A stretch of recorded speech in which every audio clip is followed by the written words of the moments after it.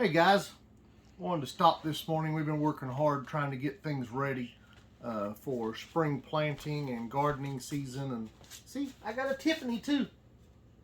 Who is trying to unthaw trays.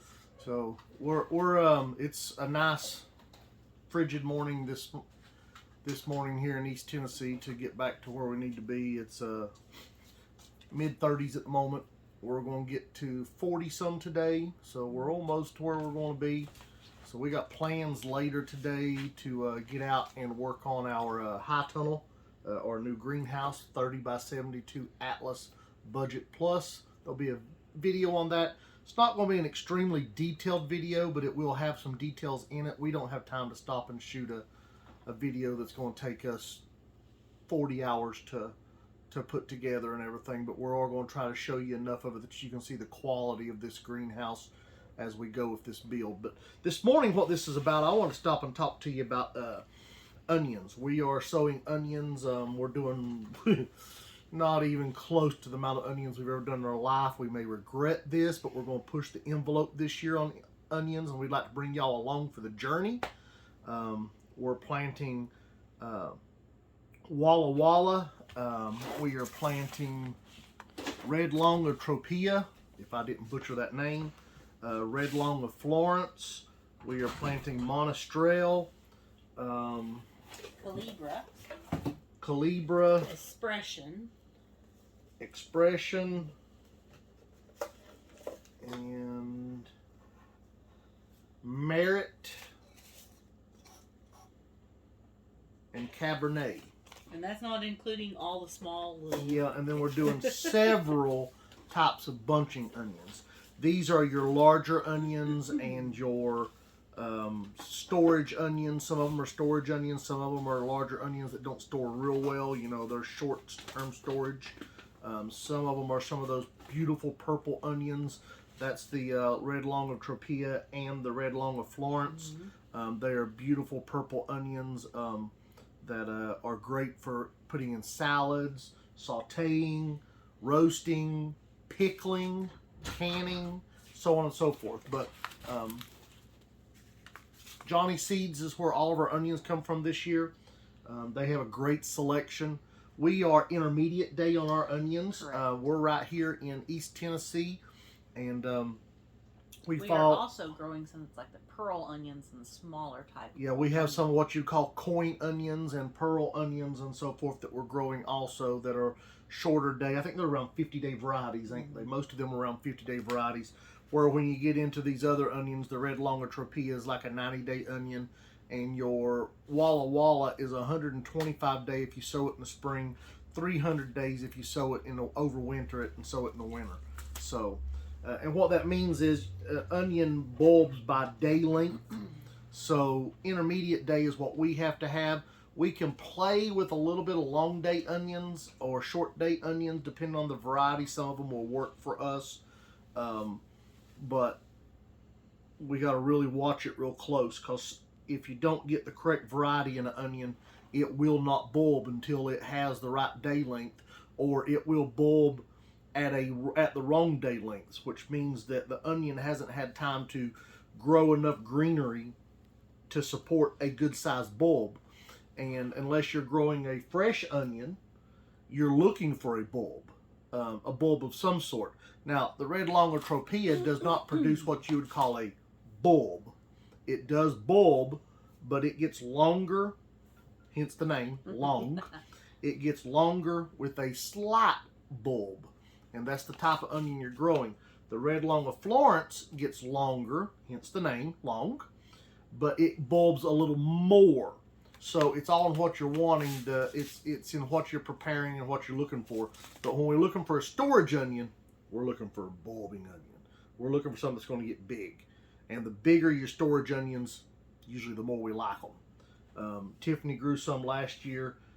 And got some decent storage. We got them in the ground late. Didn't get to take care of them, fertilize them like we should. But that hopefully changes this year. We're full-time on the farm. We're going to have mistakes. We're going to have screw-ups. But we're bringing y'all along for these mistakes. We try not to hide anything from you all. We try to let you see our failures as well as our successes. And so I think that's part of the fun of life is learning together. Um, Me and Tiffany has been farming together as a couple since we got married, and that was on a small scale then at that point. I had a, I don't know, never measured it exactly, an 8-acre garden maybe at the most. It was probably can't estimate that. I had one plot that was probably 40 by 125, maybe 150 feet. And then I had another plot that was about 30 by 100 foot. So that's what I gardened on. Other than I did use flower beds and so forth also. I've always been bad to grow tomatoes in the flower bed right at the steps, you know. You enjoy it or you don't. I always enjoy walking in the house and picking a tomato on the way in the house for supper. You know, it's kind of fun. But that's just me. And some people may think that's crazy, but that's me. So. And tomato plants make pretty plants. Yes. And so we grew that garden for years, and I came from a little bit of a gardening background. Tiffany didn't. They lived in the city. She's a city girl, so please forgive her. I'm from Eastern Kentucky, and we did garden. Now, by the time I got old enough to be part of the gardening had came down from acres and acres of garden, because they lived off their gardens. And it came down from acres and acres of gardens to Dad probably gardened about a half an acre, be my guess. And my grandpa was still gardening a couple of acres, but not actively using it all every year. Now, I say a couple of acres. He probably was technically 3 to 4-ish acres, I'd say, is what he was using. I mean, correction on that, though, because, like, we skipped one generation, but before that, it was like, my family actually farmed for a living for generations and generations and generations as back as far as America started. So we both come from a farming background. I hated it as a kid. I love it now. I love growing stuff. I love pushing the envelope. And speaking of pushing the envelope, we're doing that with onions this year. I think the most onions we've ever grown is probably 800 or so, isn't it? No. Not even that much? I would say like 50. Okay, so I thought she grew a little more than that last year. I think she's underestimating, but I'm not going to argue with her. Okay, I attempted to grow more than that. What I actually had, like, eventually come out was 50 onions. Yeah. So this year we're pushing it, but we've made a full-time move to the farm, as you know, if you follow our videos for long. So we're no longer making money outside of farming. This is us now. We've gave up our careers. We've gave up everything for this. This is what we're pursuing. And so this year, if we get them all on the ground, which means I got to get them all sowed. If they're not sown, if they're not started, they're never going to make it in the ground. And it's not one of those things that you can wait until June to sow onions, because if you wait till June to sow your seeds, then you're out of luck because the onions don't have enough time to produce. So we're going to be we're going to be growing around 20,000 onions this year. That's a couple. Yeah. I probably will keep me busy. I'll probably have plenty of peppers and onions to go with my sausages, and I'll get sausages from a couple of local meat suppliers. We have Centel's homemade sausage. They grow their pork and process it all right on the farm and make the sausage. Slab Farm has got their turkey sausage. I love with Centel's. I love having them. They'll do it for me. They'll make me a 6-foot long sausage coil that we'll fix on the grill. A couple of those every year for a good get together. Makes a great 4th of July get together. Oh my. And but then Slap Farms has some of the greatest turkey burgers. They raise their own turkey and chicken around here. Turkey sausage. And they have some of the absolute greatest turkey burgers. Sausage. And they have other great meats. But I'm going to brag on their turkey burgers. Oh my goodness. What turkey burgers. So we'll get some meat from them to go along with what we've got. And we look forward to enjoying it. And my tea run away. Right there. Sorry guys, I've been sick. So anyway, let's get back to where we're supposed to be. You need to source and find out whether you're short day, long day, or intermediate. And a great way of doing that is go on johnnyseeds.com and look at the little chat button, and they will be glad to tell you if you are which day variety you are, and they will also be glad to let you know which variety onions are good for you.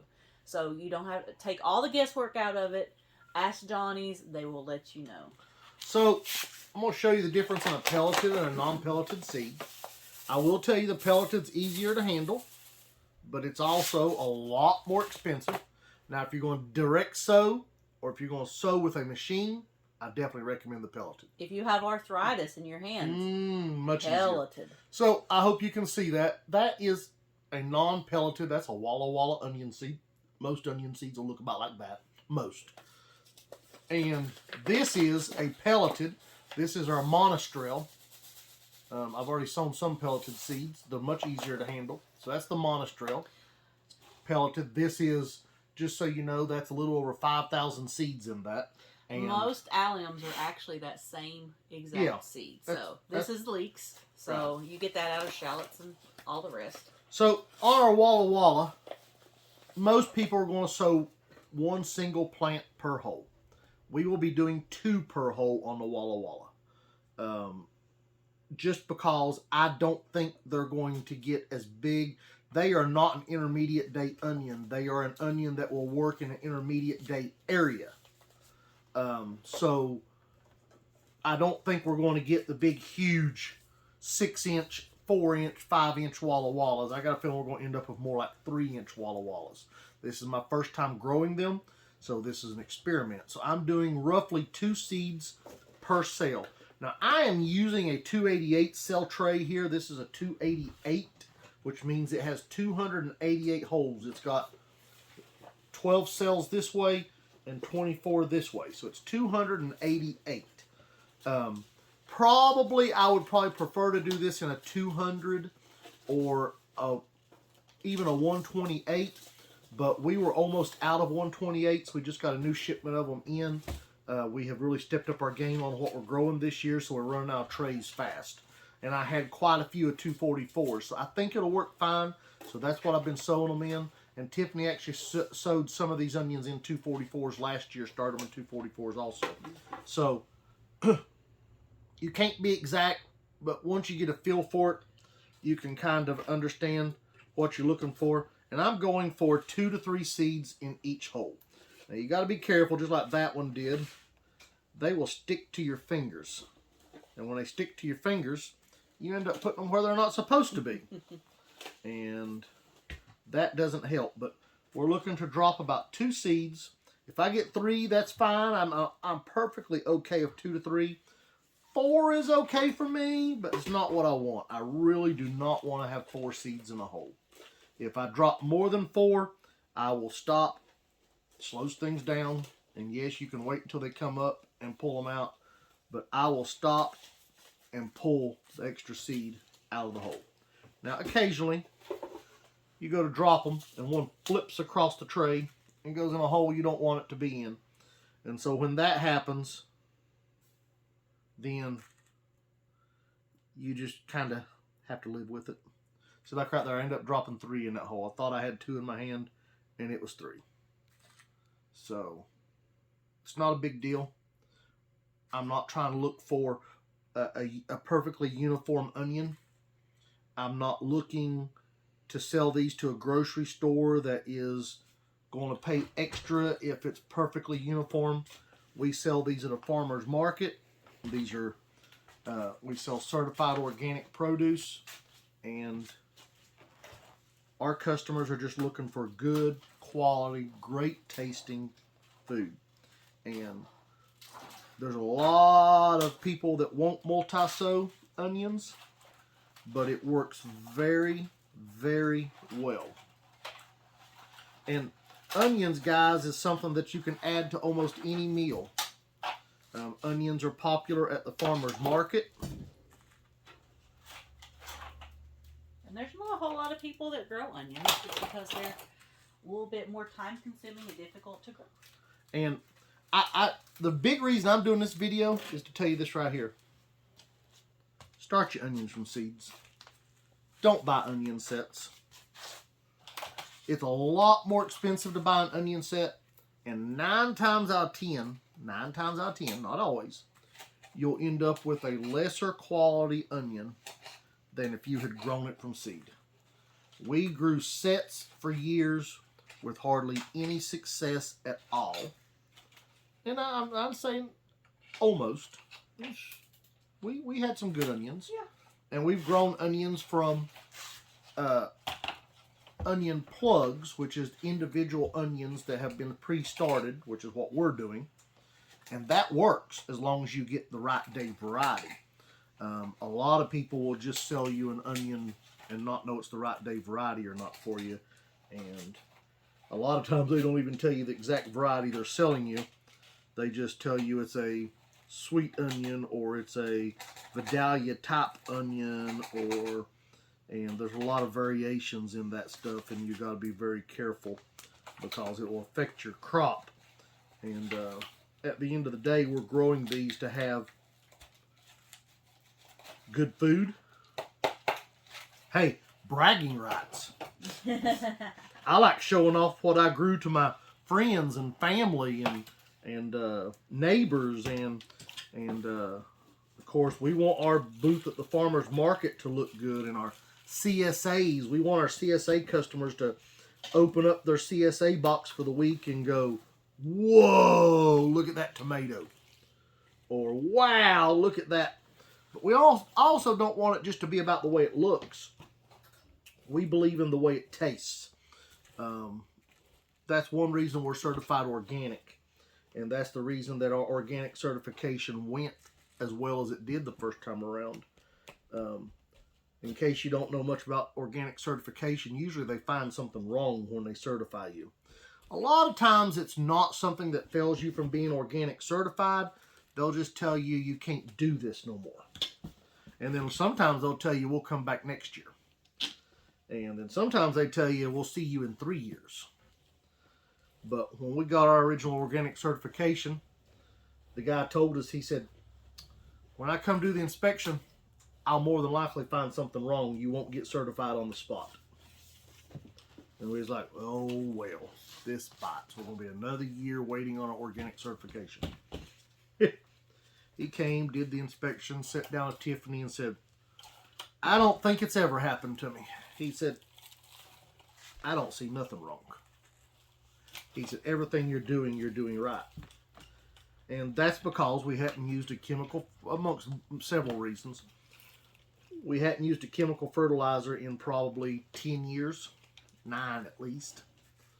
Because once I found out there was other options, I went to the other options. And a lot of places, people will tell you they grow organically. And that's what the term they have to use if they're not certified, is that it was grown organically, or with organic methods. And the problem is you're trusting that they understand what organic methods are. You're trusting that they understand what it takes to be organic. And if you really start to inspect their processes, they can't tell you what they do because they don't have a procedure. We have to have a clear procedure. If I change the brand of something that I'm using, I use that terminology intermingling. Tiffany has to contact our certifier and get approved to change that brand, don't you, Tiff? Yep. If we have a soil like this year, we finally could get our Pro Mix back. That was the organic OMRI certified Pro Mix. But if we have to change from Daddy Pete's to Pro Mix, or if we have to go some other route of a different OMRI certified or organic soilless mix, we have to contact CCOF and let them know that, hey, we would like to use this product, and ask them if it's okay. They do the research and let us know in a couple weeks. Sometimes a lot of times days. it's as simple as, yeah, I know that's certified, you're fine, I'll get it put on your list. Yeah. And sometimes it's, you should be okay, but I need to ask you some questions. And sometimes it's, no, you can't use that for that. Yes, it's certified, but we don't allow it to be used for such and such. Right. And there's a lot of products out there that are OMRI certified, but you have to let your certifier know how you're going to use it, when you're going to use it, and how much you're going to use it, because it is allowed, but only under certain Guidelines, right. Yep. So it does have restrictions to it. And then there's some items that have no restrictions. But that's also part of the problem of people that say they grow organic, is they don't understand what organic is. And then here's the big one. And this is really a pet peeve of mine. Nothing against the people that do it, other than the fact that they don't understand or they portray it wrong to their customers, is chemical fertilizers. Chemical fertilizers are not allowed in organic gardening. Chemical fertilizers, if you use them appropriately, will produce more fruit. They'll produce bigger fruit. But they're also destroying the land, and chemical fertilizer is not allowed. So we quit using it when we found out that there was organic options. I've been raised on chemical fertilizers my whole life. That's the way my grandparents gardened. I worked at a lumber yard that sold tons of fertilizer, and no pun intended, but tons of fertilizer. And all we sold was chemical fertilizers, as far as I know. And by chemical fertilizers, generally, that was the old 10-10-10, 12-12-12, 20-20-20, 16-16-16, 8-10-8. Most of those were chemical fertilizers. You can about guarantee if your grandparents had a bag that said 10-10-10, it was a chemical fertilizer. Now you can get some stuff that would be like 8-10-8 that could be an organic fertilizer, but most of your organic fertilizers will be a much lower number than that threshold. We're talking 464, 088, 082, 268. You know, you can basically, if you get above 16 in a fertilizer, and actually most things above 10. So if you get anything above like a 10-10-10, and 10-10-10 still can be chemical, you got to make sure. It needs to say that it's OMRI certified, fully organic, all natural products. And you can get some non-OMRI certified, but we can't use it. You can get some non-OMRI certified stuff that is all natural. And it is all natural. But you got to all natural is also not regulated. Yeah, but you got to be careful what that means. So that's why organic certification requires specifics. So we don't use the chemical fertilizers. But if you get a high number, like you'll hear people say they put a 2400 on their plants to push the nitrogen to them, that's not organic. As far as I know, there is no such thing as a 2400 fertilizer that's organic. Rule of thumb is anything over 10 is not organic. And that's rule of thumb, but like I was saying, there is some 16 and so forth out there that is organic, but you got to be real careful because it's far and few in between. And you'll find a lot of companies that sell organic fertilizer that's OMRI certified, but if you don't pay attention on their website, they'll have organic. And then when you flip the page, the next page is not organic products. And you'll find that they have like a plant booster formula or whatever that is 24-16-8. And it won't be organic. But the page before, everything was organic.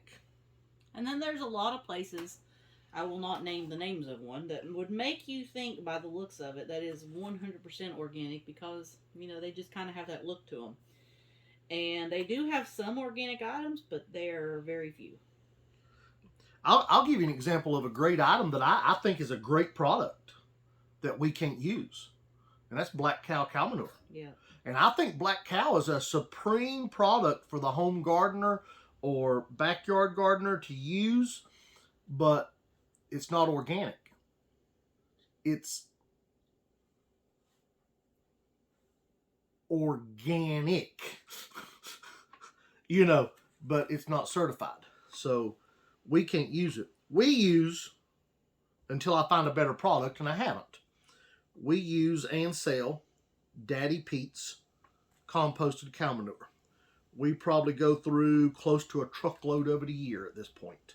And this year we're even kind of contemplating if it ain't going to end up being a truck and a half. But we do sell some also. So we're probably going to end up, sorry, we're probably going to end up using a whole truckload ourselves this year. So we'll probably end up having to buy 2 truckloads for customers and us. And then we get a few pallets of nursery blend that we use for our fruit trees and shrubs and blueberries and so forth. And we'll end up getting a pallet or 2 or mushroom compost. Some things you need mushroom compost for. And what else, Tiffany? Raised bed mix. Mm-hmm. They got us a great product in their raised bed mix. Yep. But back to their composted cow manure. Their composted cow manure is just an absolutely spectacular product. We have been very happy with it. It's a product that we use in our raised beds as well, and we use raised bed mix too. So don't get me wrong. I'll try to explain that in a second. But we use the composted cow manure in our raised beds and also in our gardens. In our gardens, generally the way we use it, when I'm talking I lose space here by the way, and I have to go back and figure out where I'm at. In our gardens, the way we use it is we spread it and then we till it in. And now when we till, this isn't deep tillage. This is what they would consider shallow tillage. We usually 99 times out of 100, if we till, we are only tilling the top about 4 inches of soil. Now, if we are turning a site that is needing to be turned for whatever reason, or it needs to have deep tillage, like we're doing a new potato plot this year, I will do deep tillage on the potato plot because we haven't used this piece of ground in a long time. Actually, we've never used it for potatoes, so we'll turn this and then we'll heavily amend it with compost and organic fertilizer. More than likely we'll be using a spoma again this year. We're looking at some new products, but we'll amend the ground with the spoma and then we liquid inject with AgroThrive after that. But we'll turn that with the plow and then I'll go back and disc it and then till it in so that soil will be where it needs to be. And I won't have to do that again on that soil more than likely. I may never have to do it again on that soil, but more than likely I won't have to do it for 10, 12 years before I ever have to do that deep tillage again. And I may never have to do it. Matter of fact, I've only got one spot on the farm that I've done that to twice. When we first started moving into the farm, I started doing those things and turning the plots and tilling them real good because it was really hard compacted clay soil. You may live in an area where you never have to do a deep till, but we got really hard compacted clay soil that has a lot of minerals in it but not a lot of organic matter. And if you don't know anything about clay that's compacted, it doesn't drain. And soil that doesn't drain doesn't grow good crops. Except for apparently sweet potatoes. Well, sweet potatoes still got to drain. Yeah. But sweet potatoes can handle the compacted clay as long as it drains. A lot of crops can't handle compacted clay at all because their roots can't penetrate the heavy clay. And parts of our farm is extremely heavy clay. So, but like I said, I may only have to do that one time, and I may never do it again in my lifetime. Be somebody else's problem 30, 40 years from now. Somebody else can deal with it. But I have to prep it to where it's usable for me. And then we got a couple of spots on the farm that's really wet areas. And those wet areas, I keep adding to the top layer. I keep adding compost to it every year and trying to make it drain faster, because even though it's wet, if it can drain faster, then it's a more usable ground to me than a ground that's just going to set and not grow crops. Because if you've ever been around corn don't grow well in a mud hole. So You got to be careful. We grew watermelons there one year, and it's great. It'll grow some watermelons. Problem is you can't harvest the watermelons if the water is so wet you can't walk in the ground. You need a pair of stilts. Yeah. And we figured out that it works great unless you have a rainy watermelon season, and then you can't get to your watermelons. They end up busting, or the deer get them. One or the other. So now Tiffany, I'm going to turn you around here. Tiffany is over here planting shallots. And have you got to leeks yet, Tiffany? I have not. I decided I would get the shallots first. So Tiffany is over here planting shallots. And she's going to be on leeks. So I'm going to let Tiffany talk to you a little bit about shallots and leeks. And then we're going to call this video because it's getting kind of long. But we'll give her 2 or 3 minutes to talk to you about shallots and leeks. Leeks we've grown for several years. And we really love them and enjoy them. So Tiffany, why don't you give them a little bit of a few minutes, 2 or 3 minutes there. So shallots and leeks, of course, are in the onion. Well, we call it an onion family, but it's the allium family. And there's a whole lot of stuff, and there's a lot of flowers that are really pretty. There's spring allium bulbs that produce a gorgeous flower. Now, if you let alliums go to seed, they produce a gorgeous, like especially our King Richard's leeks, produce a beautiful, beautiful, beautiful flower. But that being said, that's not why our main purpose in them, unless you want to grow seed. The leeks were one of those things that I hadn't really tried up until about 2 years ago, maybe 3, and we decided we really liked leeks. So we started growing leeks on a small basis back then. And we have upped our leek production each year. We actually started growing some leeks in the winter, but unfortunately I had not started them until the daylight hours were already like 10 hours or less. So they're very, very small. But this is actually a couple that we did not grow these, but we actually picked them up at a wonderful organic grocery store in Hendersonville, North Carolina. But that's our goal, is to grow some leeks that are that big. Those are You've grown some almost this big. Yeah. This big. Not this one. Yeah. I've never seen a leek that size. So, if you don't know, leeks can actually be used just like onions are. You can slice them up, except where you don't have to take those outer layers of skin off. A lot of people don't use this green, but if you cook it all the way through, you can use this green and eat it just fine. Now, the older it gets, the tougher the green gets. The younger the leek, the more tender the green is. When you get closer to like here, I'm trying to hold my onion seeds in here at the same time. But the closer that you get to like here, you're not going to want to really use that anymore. But you can also peel those outer layers off and continue to use the inside of it. Yep. It is like a regular onion. It's got layers. Now, I've also got a little bag. Onions have layers? Onions have layers. Is that like ogres? Ogres have layers. Ogres have layers too. So, I've also got a little bag, if Steve wants to bring them over here to me. What? Over there on my kitchen counter, that little brown paper bag of shallots. Now, shallots I've never had in my life. I have basically only heard of shallots when I do gourmet recipes from Food Network and so forth.